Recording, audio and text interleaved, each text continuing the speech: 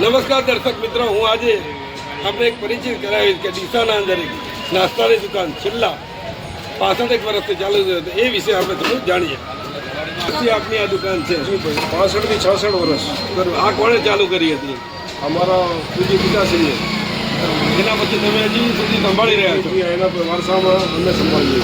એટલે આના માટે એક બે પ્રશ્ન એ પૂછીશ કે જ્યારથી તમે આ પેઢી આ ચાલુ કરી છે, આ જગ્યામાં જ તમને બહુ ફાયદો થયો, તમે કહી શકો? જી આ ચોક્કસ ચોક્કસ કહી શકો કે આ જગ્યામાં તમને જે ભાગ્યરેખા એ બહુ જ પ્રબળ છે. જેની ભાગ્યરેખા બહુ જ પ્રબળ હોય એવા વ્યક્તિઓ જીવનમાં જીવનના અંત સુધી એ લોકો ધન કમાતા હોય છે. એવી વસ્તુ મને હમણાં હસ્તરેખામાં જોવા મળી છે.